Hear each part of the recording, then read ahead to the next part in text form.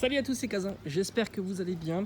Il est à peu près 10h, on va aller voir un petit peu ce qu'on peut trouver dans le vide-grenier tout simplement. Je vous laisse avec les images et puis on en discute tout de suite après.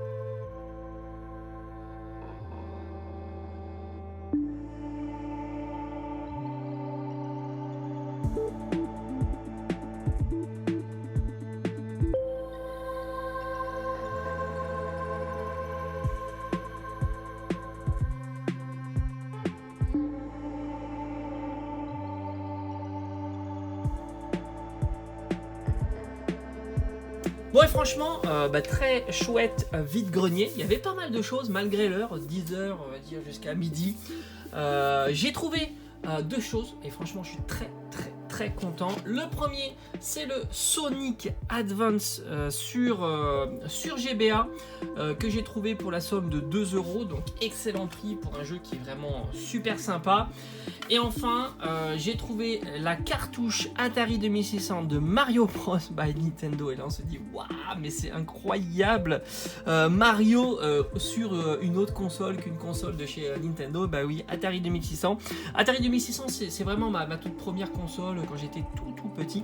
Ma console préférée, on va dire, de l'époque, c'était plutôt la NES, donc quelques années après.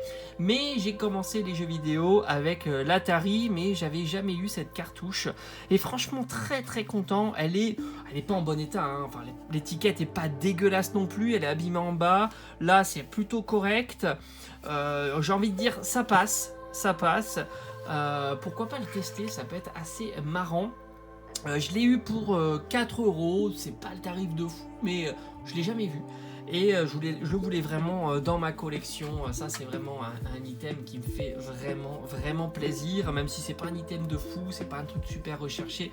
Moi, en tous les cas, je suis très content de l'avoir trouvé. Alors, j'en ai profité après pour faire action. Je sais qu'il y a souvent des trucs plutôt intéressants. Je vous laisse avec les images. Alors, ceux qui sont intéressés par vide-grenier, ils peuvent partir. Et puis ceux qui sont intéressés par la suite peuvent rester, hein. Je vous laisse avec quelques images et puis je vous montre ce que j'ai acheté.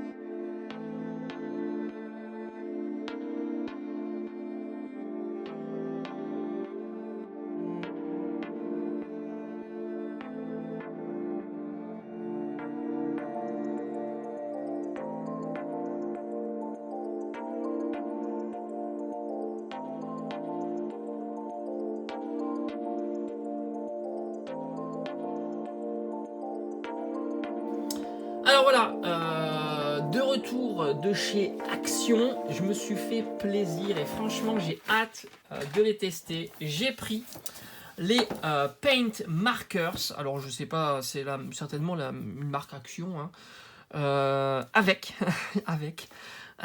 donc c'est 20 20, on va dire type Posca, donc c'est des marqueurs peinture acrylique, hein, comme j'ai utilisé donc pour réaliser par exemple ce galet, ou alors le jeton Manafi. Maintenant j'utilise aussi les Posca et je trouve que c'est super sympa. Mais là le tarif est juste ouf, il y en a 20, alors en plus c'est cool parce qu'il y a différentes pointes, il y a du 0,7, du 0,9 à 1,3 le trait et du 1,8 à 2,5, donc ça c'est plutôt cool. Les tarifs, je crois que c'était 10 € les 20, donc autant dire c'est ultra pas cher. J'avais eu déjà les Posca pour pas cher parce qu'il y avait une bonne promotion de 40%, mais on est au-delà des 1 € je crois le Posca. Là on est à 50 centimes le feutre à acrylique, et puis j'ai rajouté avec ça des autres teintes. Alors ceux-là sont certainement plus épais. Là aussi on est pour, je crois que il y en a combien? Je crois qu'il y en a... il y en a 1, 2, 3, 4, 5, 6, 7, 8. Il y en a 8, je crois que c'était même pas 4 €. Donc là, on est aussi aux alentours de 50 centimes. Donc ça me permettra de compléter un petit peu la gamme de couleurs que j'ai. Et puis de voir un petit peu s'ils font le taf, hein, tout simplement. Je vous ferai une petite vidéo. Test et comparaison avec les Posca que j'ai eu il n'y a pas très longtemps sur un support que j'affectionne particulièrement qui est le galet. Je trouve que c'est plutôt chouette. Voilà, on a terminé pour aujourd'hui. On se dit à très très vite pour de prochaines vidéos sur la chaîne. Ciao ciao.